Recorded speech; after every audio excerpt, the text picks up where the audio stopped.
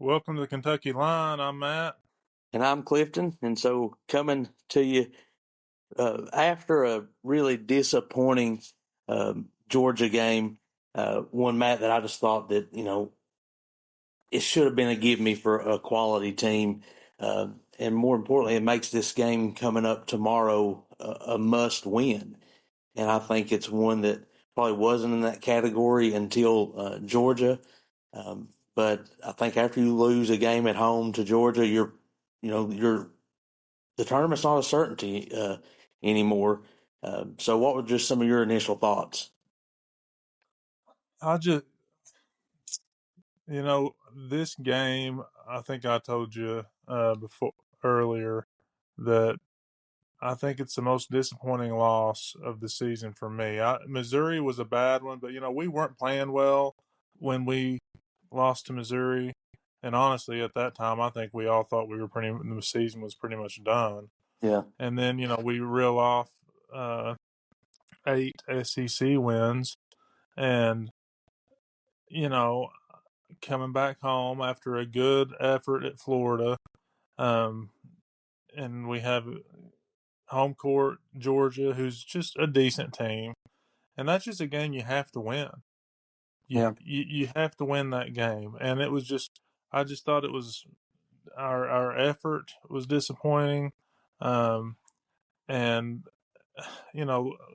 home court at Rupp Arena has not been good no, uh, under Pope. no, and I just think I know Pope values games at Rupp, and I know that you know it's almost like a reverence that he gives to Rupp Arena, and so I thought really he would lock down home court there. But good teams and really any team in Kentucky, unless you're talking about a top five team coming into Rupp Arena, you should be holding serve at home. You just cannot lose those games, and especially to a Georgia team that, honestly, man, I just don't feel like they're very good. What about you? Yeah, I don't think they're very good, but of course, they absolutely played probably their best game Oh or yeah, one of their best games of the year. You know, um, we actually didn't shoot the ball horrible. no, We shot the ball pretty well. It was just little. It was that this was a game of little things hmm that got us beat. I felt like late closeouts, a rebound here and there, turnovers. Turnovers absolutely killed us, yeah, and and and then we make a run. We make a run, and if cut it to three, cut it to four, and every single time we did, they'd come down and drill a three. yeah, And some of them were, and not all of them were just wide open easy shots either. I mean, I know, everybody, people want to talk about, oh, we've got to be better defensive on the 3 point line, and that's true. But when a guy's hitting step back threes in your face, yeah. you know, you just have to tip your cap to him, I guess. But it was just one of those games where you could just see every time we made a run, they would have an answer, and we just couldn't get over the hump. Yeah, and I think another thing just shows, just kind of mentally, I think this team is inconsistent. We've talked about their effort, but I mean, to shoot, what was it, 60% from the free throw line again, it just makes you start to question, like, how many games has this team lost or really been just out of contention because either missed layups or free throws? And I think it was a stat I read earlier in the week. I'm not sure if I shared this on the last podcast. Maybe not. But I think for the season, and this was before the Georgia game, the team was shooting 57% on layups. And that's Yeah, just unacceptable. And then you look at a game, similar percentage from the free throw line. And really, it was a lot of our what should have been better shooters that missed some of those. And I don't know, you can't have that, and at Rupp especially. And I don't know, it's just like you. I'm as disappointed in this loss as any that they've had all year. It's a game that like you said, they shot fairly well from the 3 point line. Uh, they out rebounded Georgia. But I don't know. I just thought they were tougher. I was disappointed kind of in our big men. I felt like they were bullied by Sompto, who, he's a freak athlete, but he's not extremely skilled. So you have to make things uncomfortable for him and really make him try to play a game that he's not capable of. But if you just let him, catch the ball from the block in and dunk, then he's going to look like an All-American, and that's essentially what we allowed him to do. Exactly. He got the ball too deep in the paint, and when he did, it was just over. And he just kind of bullied our guys around. I mean, Garrison, No, a couple of times, just got worked on the defensive end, and it's just like you've got a guy pivoting and trying to get and you just all you've got to do is stay in front of him. Just stay in front of him. And Garrison's just letting the guy. I mean, it was just a couple times I'm just scratching my head like, what is going on here? And again, I just think it's the a lack of. I don't know if it's effort, concentration, sense of urgency, the same things we talk about, kind of ad nauseum with this team. And it's I don't know, man. It's just one that to me just leaves such a bad taste in my mouth because that was uh, team that shouldn't be able to come interrupt and no, beat you, and uh, and you open the door. And I thought there was a couple of miscues from the coaching too. yep, I'm not one to oh, well, the coach, we lost because of the coach. Well, I think that he made some mistakes in the first half, especially when we had the lead. We've got a 7-point lead, and then we put in a lineup that couldn't beat anybody. yep. And then they're right back in it, and then they take the lead. And it's just, things like that make me just scratch my head thinking, what are they thinking over there? Well, But I don't know. and I'll tell you something else. I was kind of disappointed. I know a lot of people were disappointed, like you said, in the substitution patterns in the first half, but even in the second half, like they have a lead, they've established their lead. I thought Oway come out on fire. He was driving to the basket, and this is a game when you look at the people that were guarding Chandler, Oway, and Aberdeen. They should have been able to take the ball to the basket and either get, to the rim for a layup, get fouled, or kick it out to an open man every possession. And I Hmm. never felt like the coaching staff did a good job of calling timeout, slowing the game down, and saying, listen, we have an advantage driving to the basket. Slow the pace down, and let's make it what we want this game to be.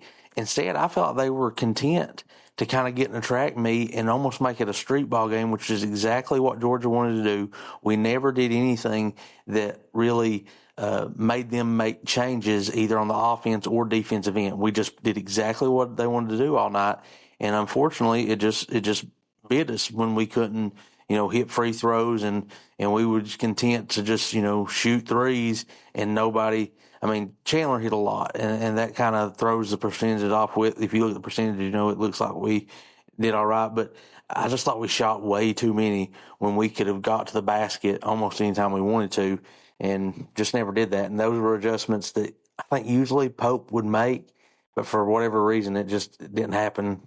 The other night. Well, yeah, we definitely had an advantage uh, of getting into the paint. And one thing about in the second half that this team uh, does when we get down is we do a lot of uh, we get back to the things that we didn't like in the first part of the season. Too much dribbling by one person. One person gets the ball, and I know Oway, he's the leader of the team, but sometimes he just, you know, you've got to let the game the play kind of come to you sometimes, and sometimes he just wants to force it too much, Mm-hmm. and that led to some key turnovers, and that's really what beat us were two things, really turnovers and free throws. Yeah. You know, honestly, turnovers and free throws. We Georgia, they made some big time shots, man. I mean, they made every shot that they needed to make for them to win that game, because we were if they miss a couple of shots, that of those tough shots, we probably win that game, Oh yeah. especially when we were making that run. And then, but again, the free throws, man. Owe has got to figure out his free throws. He shoots a line drive, no Yep. arch. He, he how many times does his free throw just hit the very front of the rim, like it has no chance? It's Yep. just doink, doink. I mean, just a straight line drive, and I'm just, I don't know. It's just frustrating watching us miss free throws and make silly turnovers. Um, and I mean, and that to me, that's kind of the tale of the game, is the turnovers and free throws. Yep. I'll tell you the play I think that's going to just live in my mind maybe forever.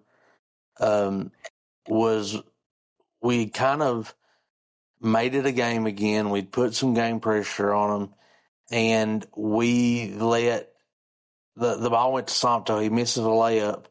He falls. Three Kentucky guys are standing around him, and he gets Yes. his rebound from his butt and is able to get up and then score and get an and one. And I'm like, that cannot happen under any circumstances. And I don't know. I think it was just kind of indicative of the way the game went, the lack of consistent effort. Just I don't know. It's like focus wasn't there. I think this was a game that Kentucky thought that they could just kind of sleepwalk through and beat Georgia. And when you look at the numbers, I mean, I think for me, I would have thought if Georgia's going to win, was it Wilkins or not Wilkins? Who was there? Wilkinson. Yeah, Wilkinson. I'd have thought Hmm. he would have maybe had to have 30 or so. He had 19, a couple over his average. But I just look at a guy like, what is it, Blue Cane? I don't Hmm. know. I almost had like Jack Gulkey flashbacks when just a guy that you're like, he should not be scoring on some of these guys. Blue And Cane, he did that to us last year. yes, Just absolutely lit it up, and it's like, can somebody not guard that guy? Like, yeah. I don't know. I just don't get it. Well, and I guess to kind of close out talking about this game, it's hard. I think we're doing this maybe a day later than we normally would have. Um, we've now got to see the Alabama Arkansas game in retrospect. And when you look at this game through the lens of that one, and you hear Pope talk about, well, I take guys out because, we need them fresh. The analytics say their performance drops off after X amount of minutes. But you see Darius Acuff go out and score 49 or 46, whatever it was, and play all 50 minutes of a double overtime game. And you're like, how is that not us? How are we not prepared to do that? And I think that's just kind of one of the other things that's left a bad taste in my mouth. The analytics when it comes to playing time and such might be the dumbest thing I've ever heard. Yeah. I don't really care what the analytics say when it comes to things like that. You have to, just because, okay, and maybe that's true Mm-hmm. to a certain extent, but still. So you're going to sit one of your best players on the bench for 12 minutes just because, you know, uh, they say his optimal. But what if he doesn't play very good in those other minutes? And it's too. You can't go by. You can't go in a basketball game, play a basketball game, just sheerly by analytical numbers and with when it comes to stuff like that. There's flow of the game. There's uh, there's different runs that you have as a team and different Yep. highs and lows, and you just can't do it that way. I don't agree. I don't agree with that philosophy at all. No. Um, and and I think that, and honestly, Pope, our guys, he's playing more guys more minutes. You know, Mm. our kind of main guys are still are now getting, in the 30s Yeah. when it comes to minutes, a lot of them. So it's not like, always playing. I don't know what he played the other night, but He had played to have been, 35, but yeah. it just feels like sometimes there's a huge difference in 35 and 38. Uh, you know, Well, yeah, and and to me, it's not even that. To me, it's the timing of yes, some of these substitutions. You know, that's the thing that I have had an issue with his substitution patterns dating to last season. It's not so much that he substitutes. Listen, every team, every yeah, coach substitutes players. It's not, that's not, weird or crazy. right, It's the timing that he does it sometimes. What, it seems like we're on a roll and we're playing good, and then you send four new guys out there, and almost every single time it's it flips in about 2 minutes, yeah. and that's the kind of stuff that I don't understand. I just feel like Oway has done enough now for this team. He's the team is success is so dependent on him personally that I think he's kind of earned it to be one of those guys that, all right, I may set you for like 1 minute each half, and it's got to be like a minute where, um, you're maybe stealing a minute right before a TV timeout. So you're stacking those together and timing it to where you get a little bit of extra rest.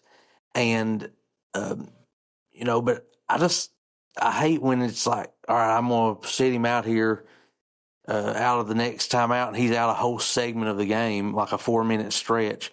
To me, there should never be that long of a period of time because, really the game's played in segments that he's not there a good portion of it. I mean, because we're just, especially the other night, I mean, it was such a drop off and I hate to say it for any kid, but when Jasper Johnson came in the game, it was Yeah. brutal. And, I am a numbers guy, whether it's basketball or football. I think there's a lot of things to gain from analytics, but what I don't know and I've never heard addressed is, all right, let's say after 33 minutes or 35 minutes, Oway's production drops off to he's 70% of the player that he is normally. Even if that's true and you have a 30% drop off, I'm betting 70 or 80% of Oway is better than 100% of a freshman Jasper Johnson right now at this stage of their career. And I think, Exactly. and that's what I think. You're not comparing Oway to Oway when he's tired versus fresh. It's Oway to whoever you're going to bring off the bench in his place. And that's where I think he's looking at the analytics maybe a little wrong. Well, right. That's what I'm saying. Yeah, I mean, analytics can or definitely help you, and I'm with you there. But when it comes to playing time, and to me, you just can't do it that way. You Yep. can't think of it like that because you're exactly right. Okay, always at 75% of his, capacity of energy, and all the other stuff you want to um, measure. But when it's crunch time, do you want 80%, 75% of OA, or like you said, or Trent Noah? Yeah. In a listen, you've got to have some sense about you. That Mm-hmm. I think things I like to say.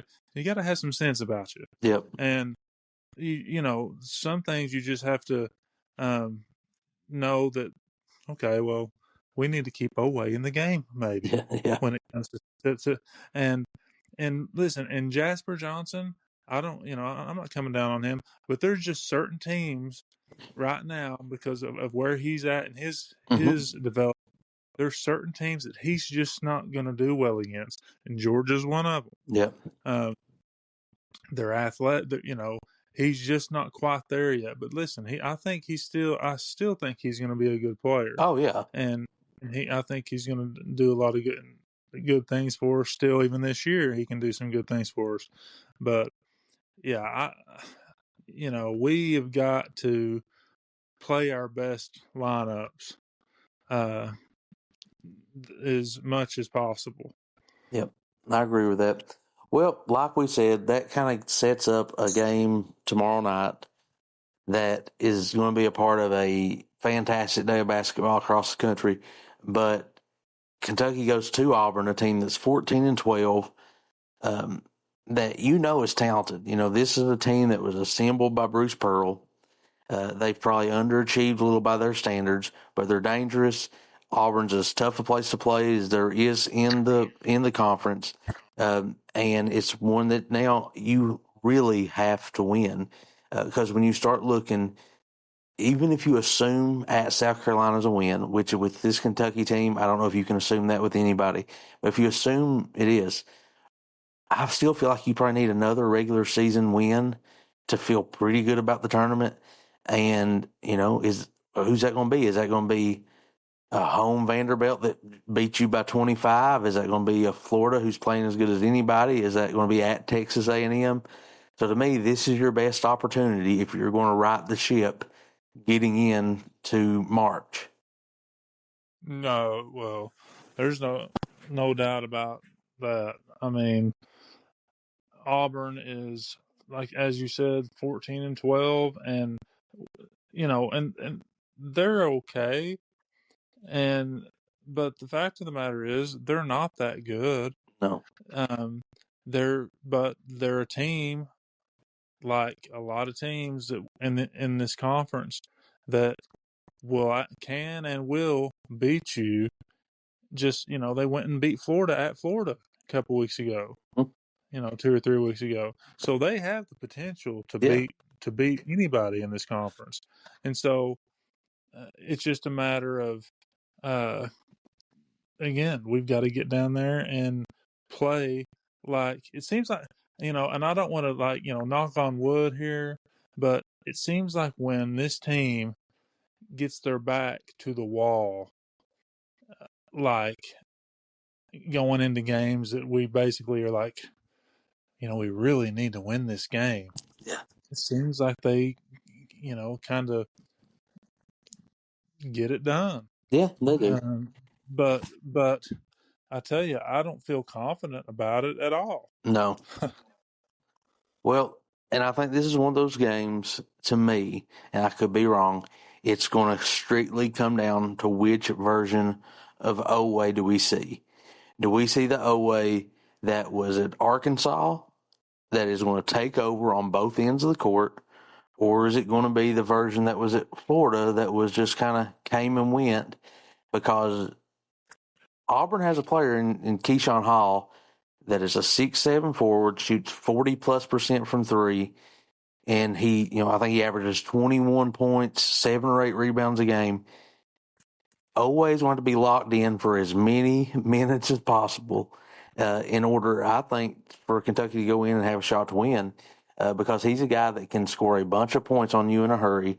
And if you're not, if you don't have that effort from your top guy, you're really going to be in a hard way. And our perimeter defense has got to be Yes. good.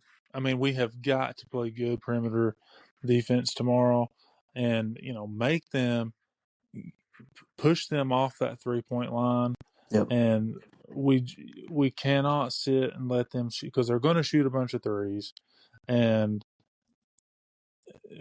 undoubtedly they'll probably make about 15 of them Yep. because we're in town, but we have got to play the defense on the perimeter that we have done at times this year. Where we've had some games where we've really played good perimeter defense, but it's just so inconsistent with this team. So yeah, I mean we've got to find a way to get it done down there uh, because, like you said, there are not any given wins, and I'm not putting South Carolina as a win, even though we probably should. But hey, we've seen this story before, so Yeah. we've got to take every win that we can get, and tomorrow it's going to need to start tomorrow. Yep. Well, and I think, too, this is a game I think almost on paper, Auburn seems to me like a more talented Georgia team. They shoot a lot of threes. I think they have the potential to make a lot more. Keyshawn Hall, like we just said, is been lethal this season. But Pettiford, he was talked about as a potential lottery guy even last year. And he was a guy I was surprised that came back to school, and he's still averaging, 15 points a game. So he's another guy. It's one of those things. Our guards, 1 through 3, are going to have to really show up. And then your big guys, I think, need a redemption game because that should be a place you have an advantage. But you have to go and do it. And I hope they do. Some reason I feel kind of good about the game. I don't know why. Which I did against Georgia, and that was wrong, obviously. But I don't know. I still feel pretty good about the game, and want to hope they can, come out and get a win and get back on track. Yeah, we've got to use our advantage in the paint, and uh, we've got to out rebound them.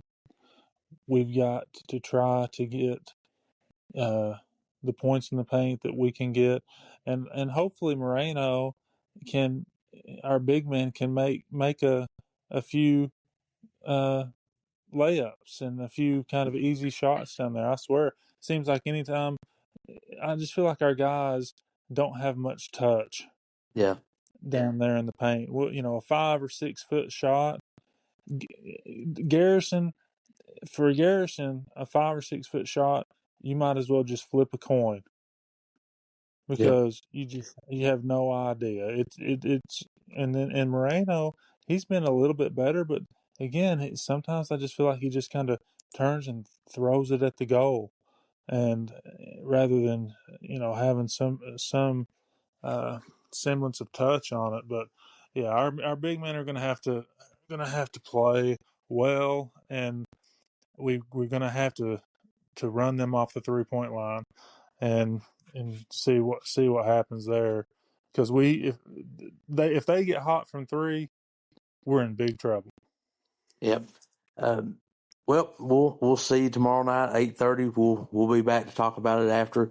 I guess also we should make a note before we get off here, Matt. Tonight's the last night of the regular season, I guess. No, well, I guess tomorrow for most teams across the state and especially here in the 13th region. And then we may, when we talk about this Auburn game here in a day or two, may make our picks for the district across the region. But were there any big games tonight in your neck of the woods? I know Bell High had a tough one. I've not seen a score. I know Ashland's is playing really well and going to be a really tough matchup for Bell County. But were there any games out your way? I don't know of any games tonight other than I know Corbin went and played at Middlesboro. Yeah, Um, and I'm not sure of any of the other games. I know last night, I think it was last night, Whitley County played North Laurel and North Laurel beat them uh, pretty handily. So, yeah, that was um, a tough 2 game stretch for Whitley County with Bell County and North Laurel. So. Uh, yeah, uh, they took it on the chin pretty bad, pretty good Yeah, I was this just trying to week. look at But the scores. I still don't see one for the Bell Ashland game, but Corbin beat Middlesboro by 1. That's kind of surprising. I would have thought that would have been a bigger win for Corbin. Um, really, yeah, that is surprising, yeah. very surprising. So, well, But but like I said, we'll be back later in the week. Matt, let's. What's your prediction for the game tomorrow night before we close out here? Oh, well, I'm going to have to go with the Cats because we need that win. But I think it's going to be, I'm going to pick the Cats to win a 74-69 game. I would be happy with that. One, it'd be a high-powered offense we shut down. I think we're going to kind of get in a little bit of a track meet, but I think the Cats will come out on top. I'm going to say 82-80. Cats win. And so I guess we'll be back to talk about it in a day or two and talk to everybody later. Go Cats. Go Cats.